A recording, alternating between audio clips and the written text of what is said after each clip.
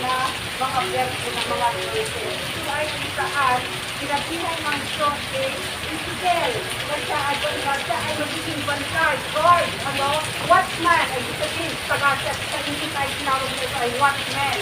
Nag-create pa rin ang watchman ng Israel. Sabi niya, kung ano yung pinapasabi ng Diyos sa bansa ng Israel, ay dapat sabihin ni Ezekiel, kasi kung hindi niya sasabihin, ito ay pananagutan ng Ezekiel sa Diyos, pananagutan niya. Kung sinabi ng Diyos sa Israel, sabihin mo sa Israel, magpapisihan niya ang kanilang mga kasalanan. Sabi niya, tumalikot sa kanilang mga kasalanan, kung hindi mapapahamak sila.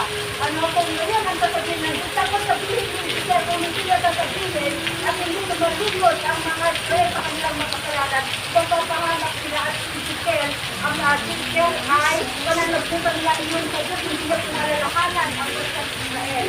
Ano ba yun ay siya ay ginawa? Tayo, ang sabi niya dito ay babasahin ko sa 14, pagkaraan ng isang araw namin sa ating niyaw, Ezekiel, alam ng tao, sinuot ang bantay ng bansa ng Israel, nakinig siya sa ating sasabihin at Ezekiel, doon ang kalitang pagbabala. Kapag sinabi ng silak na mamamatay ang mga taong ito, taong masama at hindi, kung sila binigyan ng babala, kung sila mga pagpili, ang mga taong tagayosap, ang taong iyon ay namamatay dahil sa kanilang kasalanan. Ngunit pananagutan mo sa akin ang kanilang kamatayan. Subalit kapag bigyan mo sila ng babala at hindi mo at sila ay nagsisi sa kanilang kasamaan, maamatay na sila dahil sa kanilang mga kasalanan. Ngunit hindi mo iyon pananagutan. Kapag magpakasama ang isang sakit, batuloy ilalagay ang isang batuloy, ilalagay sa siya sa pamahain, mawawalan ang kapuluhan at kapisihan, ginawa niya ang una ang mga maligasa dahil sa kanyang kasalanan. Ito ang luwagan dito sinasabi ng Panginoon kasi ito ay matigay noong una at dadagdag daw sa huling. Sa huling buhay mo ay magpakasama ka, ito sabihin mo matigay na ginawa mo ng una ay wala na yun. Pero yung taong masama at siya ay nananampalatay, naging matulis siya, yung kasalanan niya noon ay pagkakawan ng Diyos at hindi magpapatuloy sa kanya sa kapiliran hanggang sa huli na siya ng Diyos ay halimutan siya. Kapag magpakasama ang pagpapatuloy, ilalagay niya sa pangalit. Mawawalan ng kabuluhan ang kabuluhan ginawa niya, at mamamatay siya dahil sa kanyang kasalanan. Kapag hindi mo nagsisigyan ng babala, wala na bukang mo sa akin ang kanyang kamatayan. Ngunit kapag nagsisigyan mo ng babala ang mga taong matigit at sila'y lumayo sa kasamaan, hindi sila mawapatag at ulapan sa sila. So ang mabigit sila mamatay, hindi sabihin ay mamamatay sila, hindi na sila mamatay. Hindi sabihin dito yung walang kamatay, ito ang nakamatayan. Kaya mamatay pa rin ang physical. Ito, hindi na sila mamatay sa spiritually ay mabubuhay sila. Pero hindi sila mamatay pa rin. So ano sa atin? Gusto may pakuyabo sa imatigyan sa atin. So hanggang ngayon ang Panginoon ay patuloy na tinuturo sa atin na tayo, kung isigil ang naging bantay ng Israel, tayong mananampalataya ay ginawa niya man ng Panginoon. Ginawa, naging watchman ka sa iyong pamilya, sa iyong magpapasamahan, sa mga taong nilalaki sa ating ng Diyos. Ginawa niya tayong watchman, lahat ng Diyos. Nagigita natin ang bawat isa na gumagawa ng hindi matuloy. At ito ay hindi natin binabalaan, hindi natin pinagsabihan sa kanilang mga ginagawa. Ito ay atin, ito ay magsusulit natin sa Diyos pagdating ng araw. Magsusulit natin ito. Pero kung sinabi natin at kung sila nagsisig sa sila ay paninimbalik natin sa Panginoon kung sila ay nasilig. Kung hindi sila nasilig sa pagbala, so ang taong nagsabi sa kanila, yung taong nagpabala na ginamit ng Diyos, wala pang pananagutan sa Diyos. Kung magpapatuloy ang isang tao na siya ay magpapakasama. Kung tayo na nakakilala ng Panginoon at tayo ay dahil yung nilanap natin si Kristo gagawin sa mapagligtas, hinamtan nila tayo ng kasiliran, binigyan ni Kristo sa atin ang kanyang kasiliran. Ay kung tatanungin ko, tayo may ligtas, baka mamaya sabihin niya, di pasita eh. Tatanungin ko ulit. Tatanungin ko muna ngayon. Ano? Tayo naman lahat dito, sigurado ligtas. Amen! Sige nga, isa-isahin mo kayo. Paano ka naligtas? Ikaw mo muna, Sister Leia. Dahil meron ako sa pananampalataya ko sa Panginoon, even though I don't deserve it, but God gave me that deserving para maligtas ako. Kaya sa pananampalataya ko yun, para sa akin. By faith. By faith. Dahil sa grasya din pa. Kaya tayong lahat hanggang dito, para tayo masigurado natin, tayo bahay talaga. Ephesians Sige natin, Mary. 2:8. Ephesians 2:8. For by grace we have been saved through faith. It is not of our good works, so that no one will boast. At saka sabi nga doon sa 1 John 1:9, although tayo tao lang at paulit-ulit na nagkakasala pa rin, but then sabi sa 1 John 1:9, if you confess your sins, He is faithful and just to forgive you and purify us from all unrighteousness.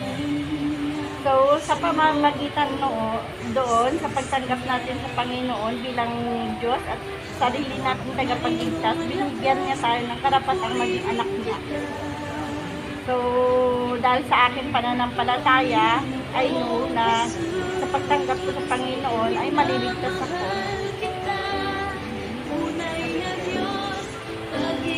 Maliligtas ako kasi hindi ko sinasarili yung mga nalalaman ko about salita ng Lord kasi na may bahagi ko na sa pamilya ko. Saka yung family altar is every night na namin din ginagawa sa pamilya ko. So, alam ko na lahat na kami is maliligtas. Acts 16:2. Yun. Sinasabi nga ako'y ligtas na pagkat Di ba tinanggap ko ang Panginoon at pinagsisihan ko ang Ano yun? kasalanan. Acts Tinanggap ko siya ng sa aking buhay.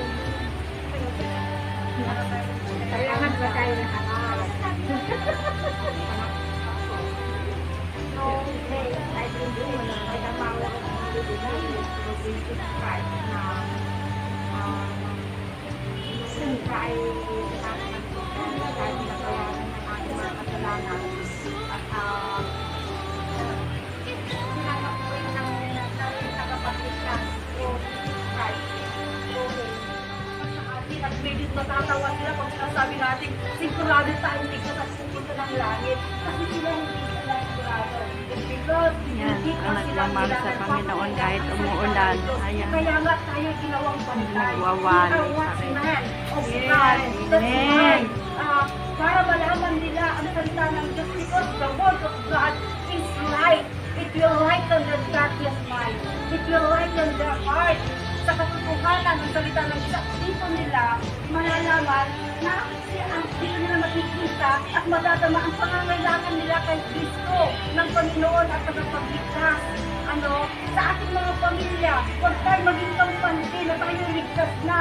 Alam lang natin ang salita ng Diyos. Tayo ang pinaka-watchman ng pamilya natin, ang ating mga kabag-anak. Tayo yung watchman. Kaya kung may pagtatataon tayo, kahit sa message, hayaan mo na itong salita mong papasa ko magbigay liwanag sa kanilang mga puso, sa kanilang mga kaisipan, dadaan na narinlan. Kasi kung di natin sasabihin ito, hindi na accountable.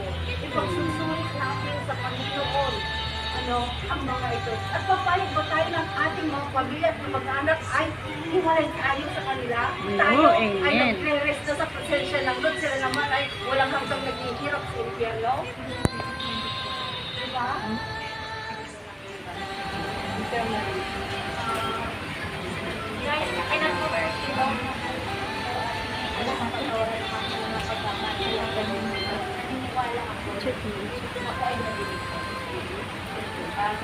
Kita na naman yan ni Papa Derbo. Nagsama na naman yung dalawang maulpet.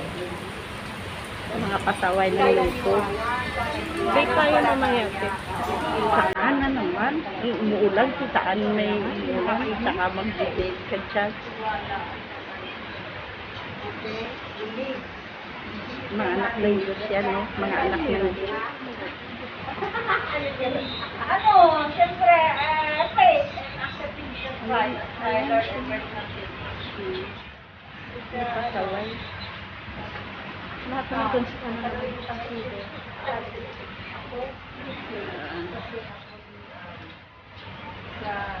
Ayusin ko nga muna yung pagmumukha. Lagyan kita dyan ng ano, ng account mo. Linis na paganda. Lagyan kita nga ng account mo. Julia! Diary! Nakaligtas ka ha? Sabi niya Sabi niya, isa-isa daw lahat daw. Akala niya nakaligtas siya, ha? Ligtas ako. Hindi, sabi, yay! Ligtas ako. Sabi niya, yes, Yan, ligtas na nakapasaway ng ako. Jesus Nung Christ. tinanggap ko si Jesus bilang sariling tagapagligtas ng aking buhay, at tinanggap ko yung regalo niya sa atin lahat na walang Amen. bayad. Amen. Yung ating, na tayo ay ligtas, yung tayo ay nanampalataya sa Panginoon.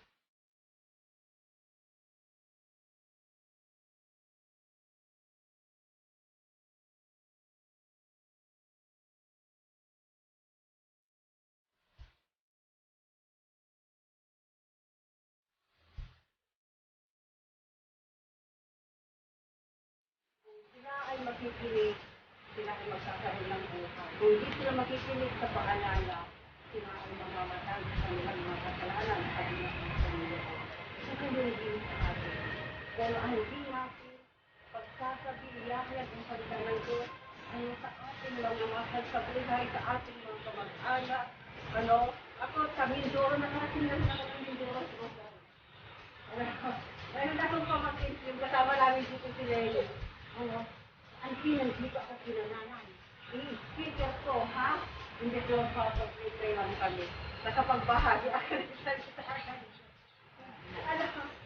Yan ang mga bagay natin sinaasahan, pero ginagamit ng Diyos at gustong masundan. Sige, kahit ng 1 week man lang makapag, And then last night, yesterday, naasahan ako, sabi ko, Lord, dapat magkaroon ng gawain doon sila Lely.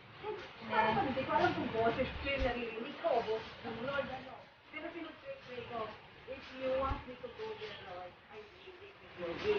Pagkakaroon ko mo.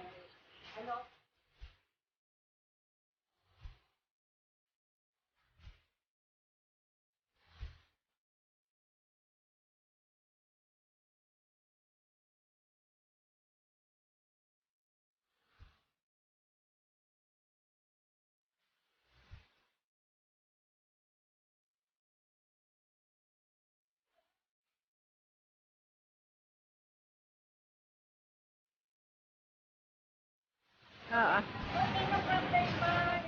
Ina at aalis tayo. Kuha lang ako kaunting video dito.